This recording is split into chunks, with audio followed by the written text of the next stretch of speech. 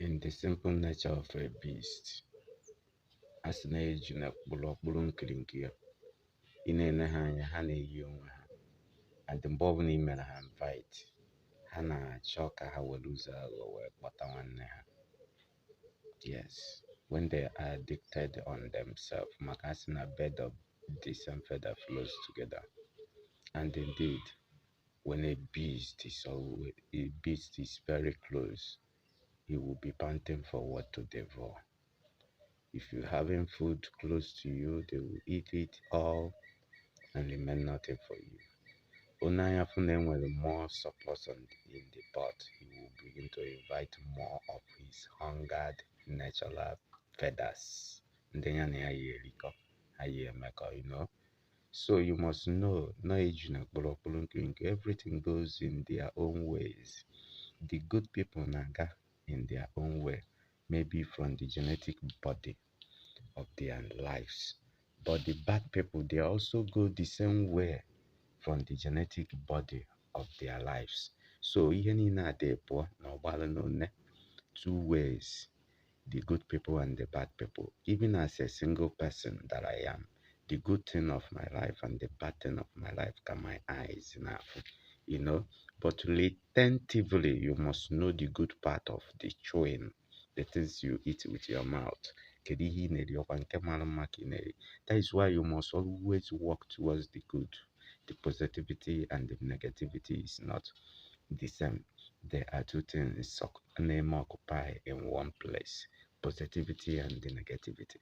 So the positive people and the negative people kind of the witchcraft people of the nature.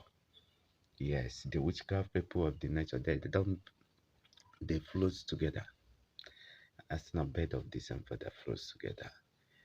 When in you must know.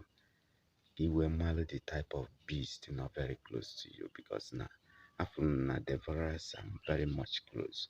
Ndị na-edevour ibe ha, ndị kpata wee ha erichago ihe niile ha nwere n'ụwa, kwasị ọsọ n'ọnụ ha ka ọ na-aba.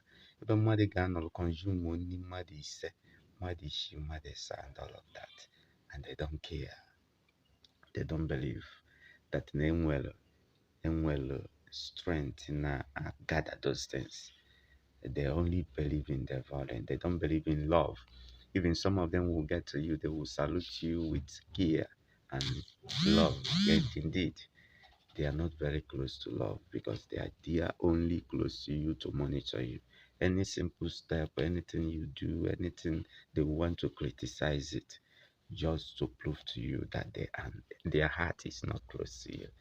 But if somebody that believes in positivity is very close to you, the vibrational earth and the orientation of what you are saying, what you are doing, it will be pleasing. It will please that person to be with you.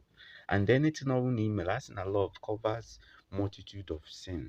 Love covers darkness. Love, light covers darkness. So in these things are very common in proactive nature of life. Ebe mmadụ ga-anọrụ na-egwazi gị ihe dị gị n'obu mgbe a witchcraft type of person nọrụ nso. From the negative side, maybe you meant something good for happiness and they will come and change it. For instance, you said a thing that will flourish a life. You say, no, don't do it. Malụkwa ihe ị na-enyere ya that money for. Why are you giving him money?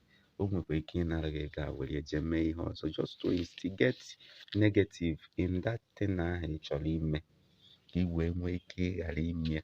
They are distractors. They are very much close on us.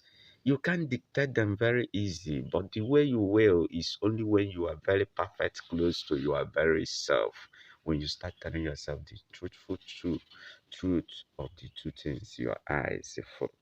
Ya ka ị ga-anọ wee gbochie eziokwu dị ile dị na ndị ka ọ wee tọọ atọ n'afa Chineke na aja na maka mmụọ kele enu kere ana kee ife na ọchịchị.